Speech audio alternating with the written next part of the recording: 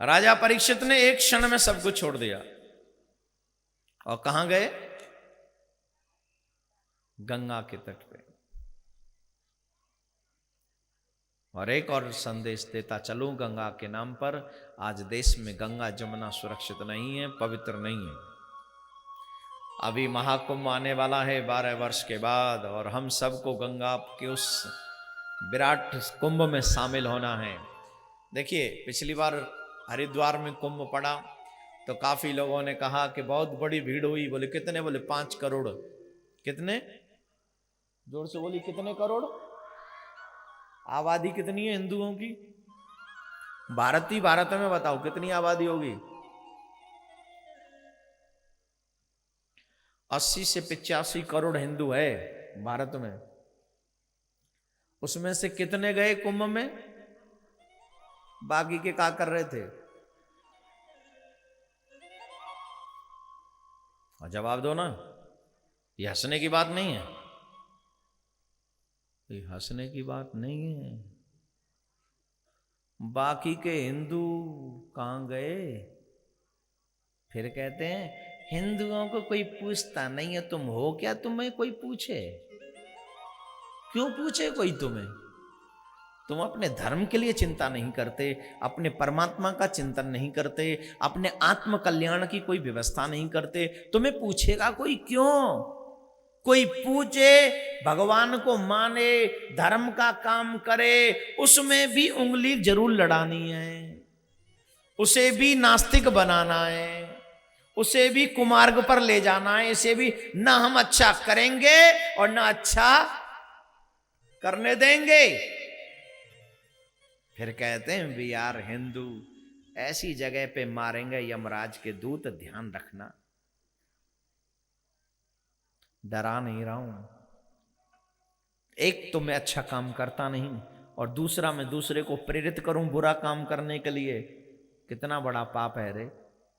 मेरे प्रयास से अगर एक भी व्यक्ति नास्तिक बन गया ना, तो ये इतना बड़ा पाप होगा जिसे तू धो नहीं सकेगा। ये वो अकाट्य पाप होगा जिसे तू काट नहीं सकेगा। भगवान भी तुझे माफ नहीं करेगा कभी। तू जब किसी को आस्थावान नहीं बना सकता तो तुझे नास्तिक बनाने की क्या जिम्मेदारी उठा ली तूने? 85 करोड़ हिंदुओं में से सिर्फ 5 करोड़ गए। बाकी के 80 करोड़ क्या भगवान की रोटी नहीं खाते? क्या वो किसी शैतान की दी हुई रोटी खाते हैं? क्या वो मर जाएंगे तो उनकी अस्थियां नाले में बही जाएंगी? क्या वो मर जाएंगे तो उनकी डेड बॉडी को ऐसे ही फेंक दिया जाएगा? क्या उनका अंतिम संस्कार नहीं होगा? क्या उनके जीवन का कर्म कांड नहीं होगा? अंत्येष्टि नहीं होगी उनकी? क्या नहीं होगा? दुख की बात है और मुझे बड़ी तकलीफ होती है जब लोग धर्म के नाम पर बगले झांकने लग जाते हैं। मैं तो भुगत भोगी हूं साहब, बड़े लोगों से मिला हूं। मेरा अपना एक सपना लेकर बहुत लोगों से मिलता हूं, और जब भी कुछ करने की बारी आती है लोग बगले झांकने लग जाते हैं। कहने के लिए तो वो 30 मारखा बनते हैं, हमने ये कर दिया, हमने वो कर दिया, हमने ये कर दिया। लेकिन जब धर्म के लिए कुछ करने की बारी आती है तो उनकी नानी। क्यों? बोले धर्म के लिए कुछ नहीं करना है। इसके लिए करेगा? फिर तेरे लिए कौन करेगा? पूछेगा कोई तुझे 2 पैसे का? जब तुम धर्म के लिए नहीं कर सकते तो कोई भी व्यक्ति तुम्हारे लिए कुछ करने को तैयार नहीं। इवन परमात्मा भी तुमसे हमेशा हमेशा के लिए अपना नाता तोड़ लेगा, क्योंकि तुमने धर्म करने से मना कर दिया।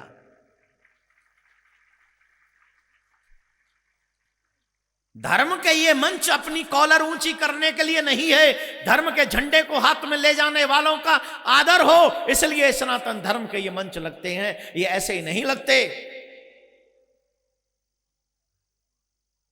ये हमारे नौजवानों को संस्कार देते हैं, हिंदू धर्म को बल देते हैं। जब हजारों हजारों लोग कथा पंडाल में बैठकर सनातन धर्म की जय बोलते हैं, तब परमात्मा प्रसन्न होकर कहता है कि ऐसे लोग हमेशा चिरायु हों जो ऐसे पंडाल सजाते हैं और ऐसे लोगों को एकत्रित करवाते हैं। ये आसान नहीं है। उनका जमीर मर गया है जो अपने धर्म के लिए कुछ नहीं करना चाहते। अरे मरने वाले तो वैसे भी मरते हैं, जैसे कुत्ते बिल्ली बंदर जानवर मरते हैं, ऐसे लोग मर गए तो हम भी मर जाएंगे, कौन पूछेगा हमें? कहां गए वो 80 करोड़ लोग?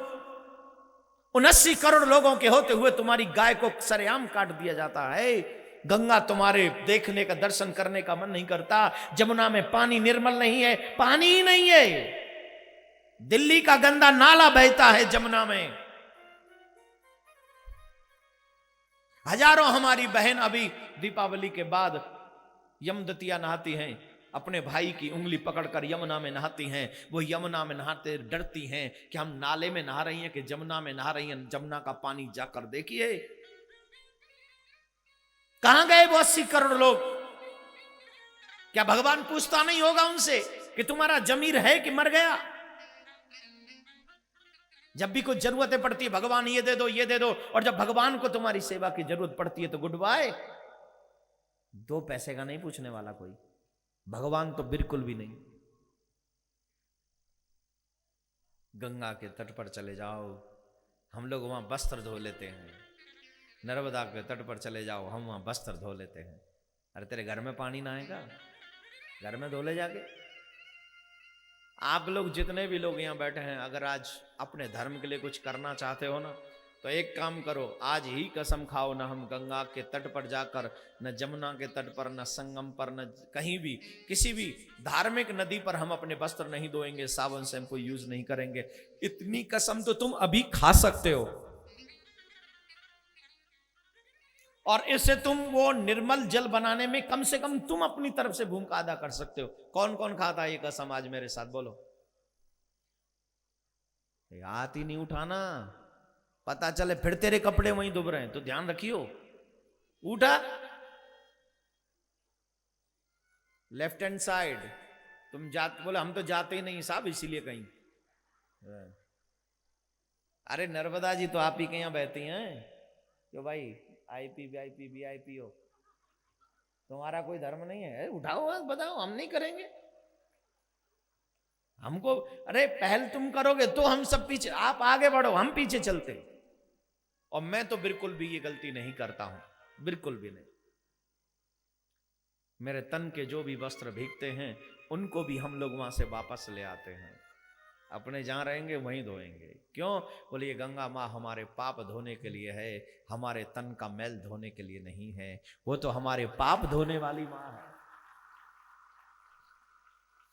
इसलिए मेरे भाई बहन, जब आपको लगे कि गंगा माँ की जरूरत हमारे आने वाली पीढ़ियों को है, जमुना माँ की जरूरत आने वाली पीढ़ी को भी है, तो उसकी स्वच्छता, उसकी पवित्रता हम सबको बनानी होगी। वही राजा परीक्षित गंगा के तट पर पहुंच गए। वो निर्मल गंगा की धारा कल कल करके बहती हुई भगवती भागीरथी गंगा, आज राजा परीक्षित उस गंगा के तट पर पहुंचे और अनेकों संत वहां पर विराजमान हैं।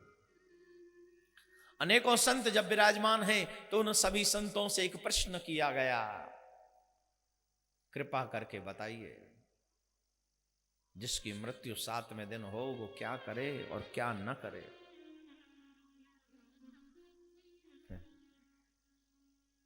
कोई कहते हैं व्रत रखो, कोई कहते हैं मौन रहो, कोई कहते हैं गंगा स्नान करो, कोई कहते हैं जाप करो, कोई कहते हैं सब कुछ मन से निकाल दो और मां गंगा का दर्शन करते रहो बस।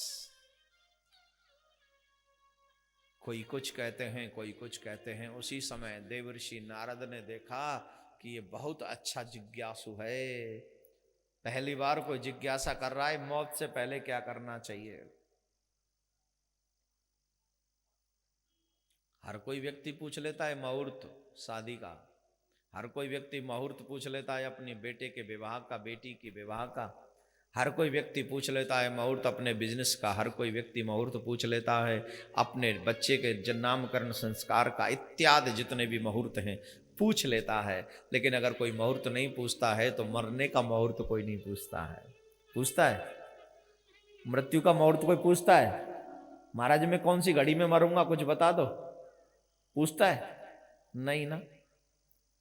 और उसके लिए मुहूर्त की जरूरत भी नहीं है। जब तेरी डोली उठा ली जाएगी बिन मुहूर्त के निकाली क्यों बुलों पर हो रही बुलबुल निशार, क्यों गुलों पर हो रही बुलबुल निशार, नीचे है मालिक खड़ा हो जा होशियार, मारकर गोली गिरा ली जाएगी, जब तेरी डोली उठा ली जाएगी, बिन मुहूर्त के निकाली। जर सिकंदर का यहां सब रह गया। जितने भी धनवान बैठे उनसे कह रहा हूं,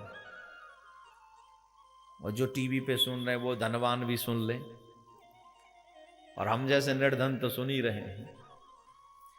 जर सिकंदर का यहां सब रह गया, मरते दम लुकमान भी ये कह गया, ये घड़ी हरगिज न टाली जाएगी, जब तेरी डोली उठा ली।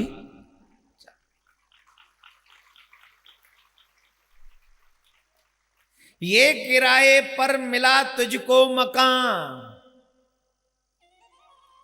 What is this? This is rented house, किराए का मकान। ये किराए पर मिला तुझको मकान, नीचे है मालिक खड़ा हो जा तैयार। क्या होगा? बोले कोठरी खाली करा ली जाएगी। कोठी, बंगलो, बोले बंगलो, बंगलो ले तेरे बंगला बना रहे, बंगलो कहीं के। What is this? अब इसे तू बंगला कह ले, बंगलो कह ले, कोठी कह ले, मकान कह ले, this is your choice, but you must understand तेरा नहीं है। किसका है? किराए का। और किराए के मकान चाहे कितने भी बड़े हों, घमंड नहीं करना चाहिए, क्योंकि तेरा नहीं है, किराए का है। ये किसी और का है, वो करे तो अलग बात है, तेरा तो नहीं है, इसलिए अभिमान करने की लोड़ नहीं है, जरूरत नहीं है तुझे। अरे मैं तुम्हारे घर में, हमारे शेखर जी का मकान ठीक ठाक है जहां पर मैं रह रहा हूं, है? अब मैं घमंड करने लग जाऊं कि मैं बहुत बड़ा मकान में रह रहा हूं, तो ये अच्छी बात होगी? 8वें दिन के बाद 9वें दिन शेखर जी कहेंगे महाराज आपकी फ्लाइट का टाइम हो गया, जाओ। 9वें दिन नहीं रोकेंगे ये। क्यों? बोलिए कथा 13 तक ही है, 14 को हर हाल में आपको जाना पड़ेगा। बोलो हाँ या ना? देखो सब रेडी हैं। बोले हाँ। आप हमारे यहां रुकते तो हम 9 तक भी नहीं रुकने देते आपको। लेकिन जैसे तुम मुझे नहीं रुकने दोगे 13 तक, वैसे वो भी तुम्हें नहीं रुकने का, देखो तुम्हारे समय खत्म होने तक। ये कोठरी खाली करा ली जाए, ये तो खाली कराना ही पड़ेगा, हर हालत में खाली करनी पड़ेगी। अगर तुम्हें इससे चिंता है, तुम इससे बचना चाहते हो, तो एक ही काम है। जैसे राजा परीक्षित पूछते हैं कि जिसकी मृत्यु है उसे क्या करना चाहिए, वैसे अपने मन में ये जिज्ञासा बना लो कि हम भी मरेंगे, तो मरने से पहले हमें क्या करना चाहिए। ये राजा परीक्षित के अकेले की बात नहीं है, हम सब की बात है।